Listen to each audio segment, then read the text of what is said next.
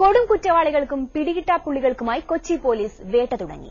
സ്വൈര്യവിഹാരം നടത്തുന്ന ക്രിമിനലുകളെ കൈയോടെ പിടിക്കണമെന്ന് റേഞ്ച് അടിസ്ഥാനത്തിലുള്ള പോലീസ് ഉദ്യോഗസ്ഥരുടെ യോഗത്തിൽ ആഭ്യന്തരമന്ത്രി നിർദ്ദേശിച്ചിരുന്നു.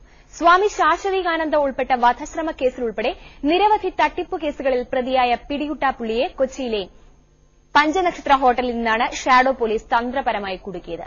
പോലീസിന്റെ നീക്കങ്ങൾ അത്രയും ആദ്യാവസാനം മനോരമ ന്യൂസ് എക്സ്ക്ലൂസീവായി ചിത്രീകരിച്ചു. കൊച്ചിയിൽ നിന്ന് ജോഷി കുര്യന്റെ റിപ്പോർട്ടിലേക്ക്. ഞായറാഴ്ച പകൽ രാവിലെ 11 കഴിഞ്ഞു. കൊച്ചി നഗരം അവധിയുടെ ആലസ്യത്തിലാണ്. അപ്രതീക്ഷിതമായാണ് ഞങ്ങൾക്കൊരു ഫോൺ കോൾ ലഭിച്ചത്. 30ഓളം തട്ടിപ്പ് കേസുകളിൽ പ്രതിയായ പിടികിട്ടാപ്പുള്ളി ഏറെ മാസങ്ങൾക്ക് ശേഷം കൊച്ചിയിലെത്തിയിരിക്കുന്നു. ഒപ്പം ഒരു യുവതിയുമുണ്ട്.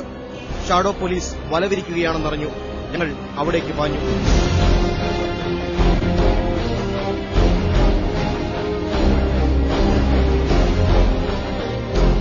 കടവന്ത്രയിൽ വെച്ചാണ് പോലീസ് നീക്കങ്ങളത്രയും ആസൂത്രണം ചെയ്തത്.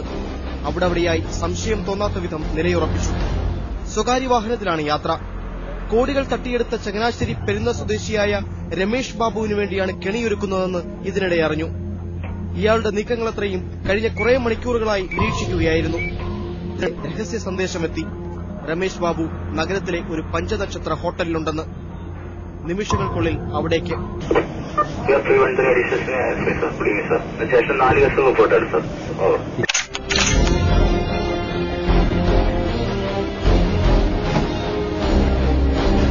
ചെന്നിറങ്ങിയപാടെ ഓരോരുത്തരായി പൊസിഷൻ എടുത്തു.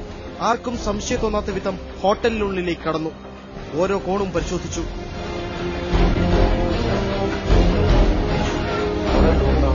അപ്പോഴാണ് ഹോട്ടലിലെ റെസ്റ്റോറന്റിനുള്ളിൽ കണ്ടാൽ മാന്യനായ ഒരാൾ നിൽക്കുന്നത് കണ്ടത്. അത് രമേഷ് ബാബുവെന്ന് പോലീസ് ഉറപ്പിച്ചു. പിന്നെ അടുത്തെത്തി. രക്ഷപ്പെടാൻ ശ്രമിക്കരുതെന്ന് നിർദ്ദേശിച്ചു. യാതൊരു പ്രകോപനവും ഉണ്ടാക്കാതെ ഇയാൾ കീഴടങ്ങി. പിന്നെ പുറത്തേക്ക്. ഇയാൾക്കൊപ്പമുണ്ടായിരുന്ന കൊച്ചി സ്വദേശിയെ ഹോട്ടൽ ലോബിയിൽ നിന്ന് കസ്റ്റഡിയിലെടുത്തു. പുറത്തെത്തിച്ച ശേഷം കമ്മീഷണർ ഓഫീസിലേക്ക് കൊണ്ടുപോയി. അവിടെ വെച്ച് നടത്തിയ വിശദമായ ചോദ്യം ചെയ്യലിലാണ് തട്ടിപ്പത്രയും പുറത്തുവന്നത്. കുറ്റവാളികൾ ഒളിച്ചു കഴിയാൻ പറ്റുന്ന സുരക്ഷിതമായ താവളങ്ങളാണ് കൊച്ചി പോലുള്ള മഹാനഗരങ്ങൾ. നഗരത്തിന്റെ ഇരമ്പലിൽ അലിഞ്ഞു ചേർന്നാൽ പിന്നെ ആർക്കും യാതൊരുവിധ സംശയവും തോന്നുന്നില്ല. പ്രത്യേകിച്ചും പഞ്ചനക്ഷത്ര സുഖസൌകര്യങ്ങളോടുകൂടിയാണെങ്കിൽ. ഇത്തരം സംഭവങ്ങൾ തെളിയിക്കുന്നതും അതുതന്നെയാണ്.